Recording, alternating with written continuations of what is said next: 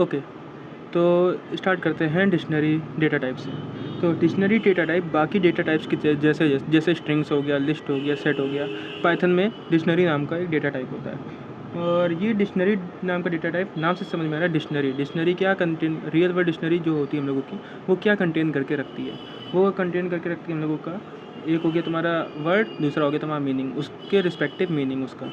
ठीक है, तो ऐसे ही हम लोगों का जो पाइथन में डिक्शनरी होती है वो भी तुम्हारा दो चीज़ें कंटेन करके रखती है। एक होगा तुम्हारा की, दूसरा हो गया वैल्यू। तो ये जो तुम्हारा पेयर है, इनका पेयर्स डिक्शनरी कहलाता है। तो इसको हम लोग सबसे पहले बात करते हैं डिक्लेयर कैसे करते हैं। हम लोग डिक्शनरी को डिक्लेयर कैसे करते हैं पाइथन में। तो हम क्या लिख सकते हैं, हम लिखेंगे जैसे डिक्ट वन नाम का एक वेरिएबल ले लिया हमने, उसको हम क्या लिख सकते हैं, डिक्ट लिख सकते हैं सीधे। डिक्ट डिक्ट नाम का एक टाइप होता है इसमें, सीधे हम केवल डिक्ट लिख के ब्रैकेट लगा दें तो ये हो गया तुम्हारा एक खाली तुम्हारी डिक्शनरी बन गई, एकदम एम्प्टी डिक्शनरी बनी है। ठीक है, ये हो गया तुम्हारा एक डिक्लेरेशन। दूसरा डिक्लेरेशन क्या होता है इसका, तुम डायरेक्ट बना सकते हो। हम जैसे दें डिक्ट टू नाम का एक बना दें, उसके बाद हम इसमें लिख दें, कुछ ना लिखें, हम केवल ले दें करली ब्रेसेस। ये तुम्हारे करली ब्रैकेट जो होते हैं, ये तुम्हारा डिफाइन करते हैं डिक्शनरी को। जैसे लिस्ट के लिए होता है तुम्हारा स्क्वायर ब्रैकेट। ठीक है, लिस्ट के लिए स्क्वायर ब्रैकेट। और टपल्स नाम का एक डेटा टाइप होता है पाइथन में, तो उसके लिए तुम्हारा राउंड ब्रैकेट यूज़ होते हैं। ऐसे ही तुम्हारा डिक्ट को रिप्रेजेंट करने के लिए, मतलब डिक्शनरी को रिप्रेजेंट करने के लिए, डिक्शनरी को शॉर्ट फॉर्म में हम डिक्ट कहेंगे। ठीक है, डिक्शनरी को रिप्रेजेंट करने के लिए तुम्हारे करली ब्रेसेस का यूज़ होता है यहाँ पे, जैसे हमने किया। तुम्हारे पास अब दो डिक्शनरी बन गई। अब तुम्हें अगर इनको प्रिंट करा के देखना है ना, तो तुम ऐसे लिख सकते हो प्रिंट डिक्ट वन और टू। ठीक है, तो तुम्हारे यहाँ पे रन करा के देख लो इसको। अरे सॉरी, ये नहीं, तुम इस फाइल को रन करा के देखो तो तुम्हारी एम्प्टी डिक्शनरी बन गई है। ठीक है, अब तुम्हें अगर नहीं भरोसा हो रहा है ना, तो इसका तुम टाइप प्रिंट करा के देख सकते हो। जैसे हम लिखें प्रिंट, उसके अंदर लिखें टाइप और टाइप के अंदर डालते हैं हम डिक्ट वन को और टू, जिसको भी डालना है तुम्हें, हैं, उसको डाल दें और फिर रन करा दें। तो देखो हमारे पास टाइप भी लिख के आ गया डिक्ट, पहले वाले का दूसरे वाले का दोनों का टाइप डिक्ट आएगा। तुम्हें अगर दोनों इसका देखना है तुम्हें जैसे, तो हम इसको भी प्रिंट करा दे रहे हैं डिक्ट टू को। डिक्ट टू का टाइप प्रिंट करा के देखना चाहो तो देख सकते हो, ये भी तुम्हारा डिक्ट आ रहा है। ठीक है, अब हमें खाली डिक्ट का क्या करना है, डिक्लेयर कर दिया हमने केवल।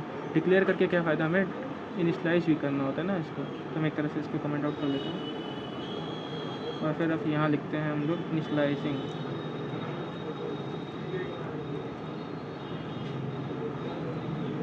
इनिशलाइजेशन।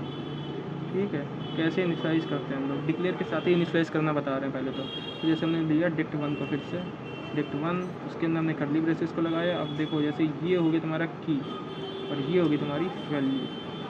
नहीं आया, देखो फिर तुम्हें एक वो बना के देते रहे ऊपर, वो इसका मैप, जैसे लिख के दे रहे हैं हम डिक्शनरी, डिक्शनरी। डिक्शनरी इसके अंदर करली ब्रेसेस आ जाते हैं और उसके पास होती है की, फिर कोलन के बाद जो लिखोगे वो होती है तुम्हारी वैल्यू। ठीक है, ऐसे याद रखना। ये इसको कमेंट आउट कर देता है। ये तुम्हारा एक फॉर्मेट है डिक्शनरी का। डिक्शनरी मतलब ये डिक्शनरी, वैसी भी डिक्शनरी, ये नाम है उसका, नाम करली ब्रेसेस क्या की और वैल्यू। और तुम ऐसे बहुत सारे दे सकते हो, जैसे ये फिर टू की वैल्यू होगी तुम्हारी 20 वैल्यू, हाँ 2 की वैल्यू। ठीक है, जैसे थ्री की फिर वैल्यू बोलो, वैल्यू होगी तुम्हारी 30, ऐसे 440। तुम यहाँ पे स्ट्रिंग भी देख सकते हो, कहीं भी तुम स्ट्रिंग देना चाहो, यहाँ पे 4 की जगह स्ट्रिंग देना चाहो, यहाँ स्ट्रिंग देना चाहो, कहीं भी कोई भी डेटा टाइप तुम दे सकते हो। ये हो गया तुम्हारा डिक्ट वन। अब तुम इसको प्रिंट करा के देख सकते हो, जैसे डिक्ट वन प्रिंट करा दो तो यहाँ पे तुम्हारी की और वैल्यू दोनों प्रिंट हो जाएंगी, ऐसा की। ठीक है, टाइप प्रिंट करा के देख ही चुके थे हम लोग, इसका डिक्ट आ रहा था। ठीक है, अब डिक्शनरी हम लोग क्यों लगाया गया यहाँ पे, क्यों आया ये डिक्शनरी, तो इसमें बहुत आसान होता है तुम्हारा, 3 काम तुम्हारे बहुत आसान होते हैं जो हम लोग जनरली करने होते हैं बाकी डेटा टाइप्स के। जैसे लिस्ट हो गया, लिस्ट में हम लोग क्या करते हैं, हम लोग इंसर्ट करते हैं किसी फंक्शन को, लिस्ट में इंसर्ट करना। ठीक है, ऐसे ही यहाँ पे डिक्शनरी में हम इंसर्ट कर सकते हैं, सर्च करना, अपडेट करना किसी वैल्यू को, और किसी वैल्यू को रिमूव करना। ये 4 फंक्शन जो है हम लोगों को हर एक डेटा टाइप में करने होता है, जिसमें ज़्यादा आसान होता है हम लोग उसको ज़्यादातर यूज़ करते हैं, और हर एक का अलग अलग यूज़ होता है। तो हम लोग डिक्शनरी में जो यूज़ कर सकते हैं डिक्शनरी का, ये इनिशलाइजेशन हो गया। अब तुम्हारा बताते हैं हम किसी वैल्यू को अपडेट करना। अपडेट के पहले हम लोग आएंगे इंसर्ट करना, तो हम लोग यहाँ पे लिख देंगे इंसर्शन।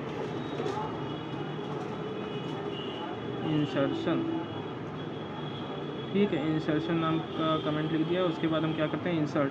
अब देखो जैसे यहाँ पे डिक्ट वन है जो, इसी में काम करेंगे सारा।